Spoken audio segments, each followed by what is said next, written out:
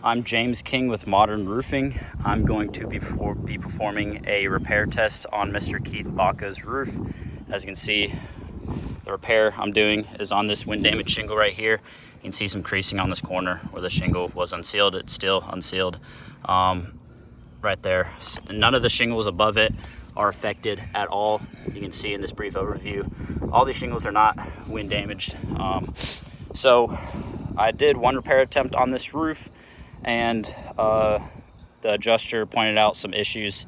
So one, I was not using the proper tools. They wanted me to use a flat bar. So today I will be using a flat bar to unseal the shingles and using the roofing snake for taking the nails out and putting the nails back in. Number two, he said I was prying the shingles or unsealing the shingles from the edges or the corners of the shingles. I will not be doing that today. I'll be unsealing the shingles not on the edge or the corners of the shingles. I'll be using proper care. When I say proper care, I'll be using the least amount of force possible during every part of this process of the repair, and I'll be using widely accepted and standard methods and techniques when performing this right here. So I have a coworker here recording me. Still recording? Mm-hmm.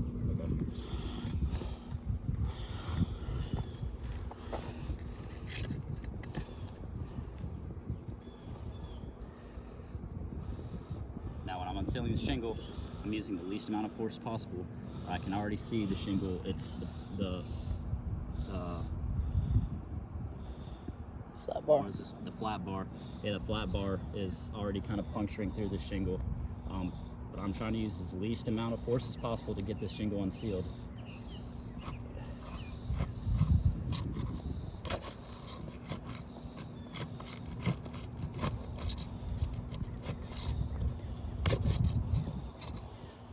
Not unsealing it from the corner.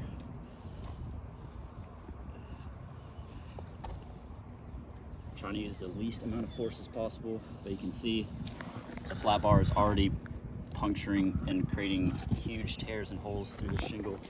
Try to unseal it.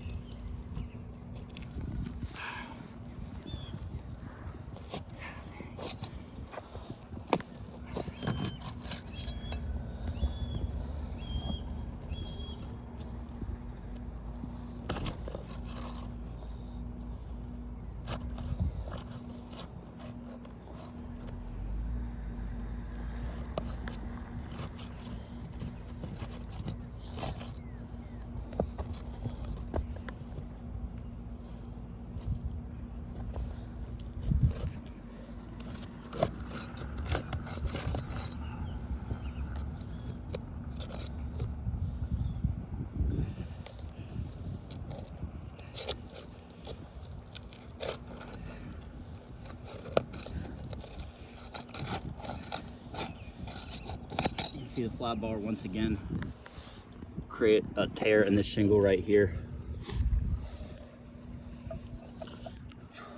Okay, now that the shingle has been unsealed with the proper tool, a flat bar like you recommended, using the least amount of force as possible, proper care, I'm going to begin to remove the nails.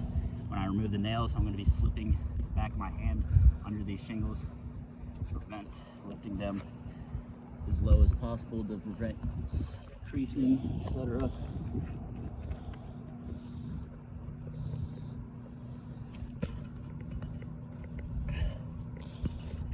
Also, what is occurring is mat transfer.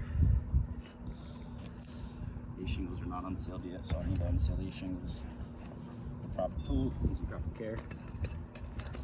The wind damaged shingle is already unsealed.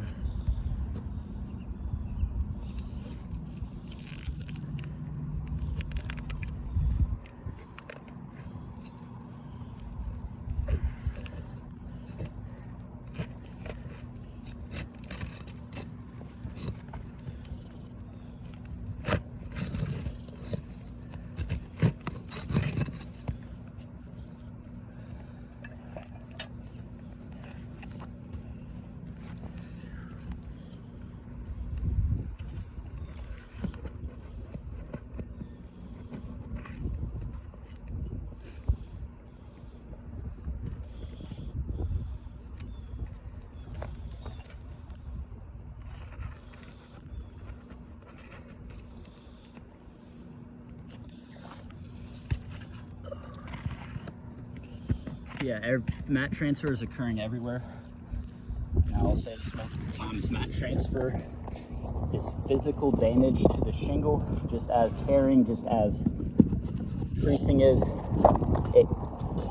You can use roofing sealant on it, and that will possibly allow a temporary kind of repair on the shingles to seal the above shingles back down.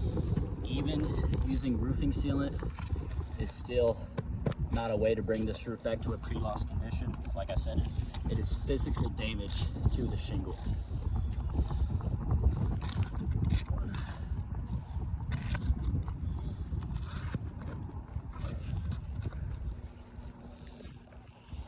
Alright, all the nails should be out of the shingle. Taking it out so you can see, I mean, that's just I mean, mat transfer can't get any worse than that. It is destroyed. I mean, there's across the entire sealant, mat transfer has occurred on the shingle.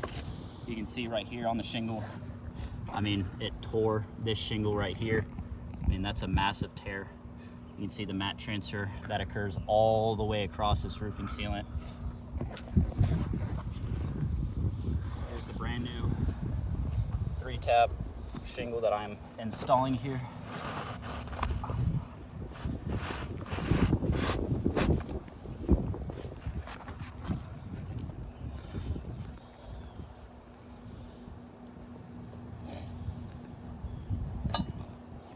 Using the roofing snake as instructed by the adjuster on this claim, I'm going to begin nailing this new shingle back down. Lifting up the shingle as low as possible to prevent creasing and further damage.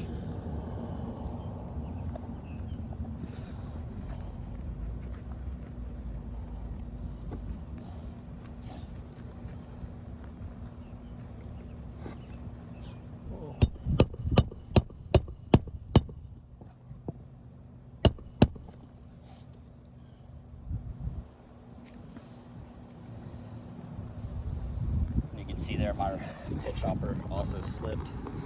Now, I saw that you notated that the roof was approximately 5 to 6 years old. And even though this roof was installed 5 to 6 years ago, that does not, by on its own, dictate the condition of the shingles. So, just on the basis that the roof is only 5 to 6 years old, automatically make this roof a repairable roof.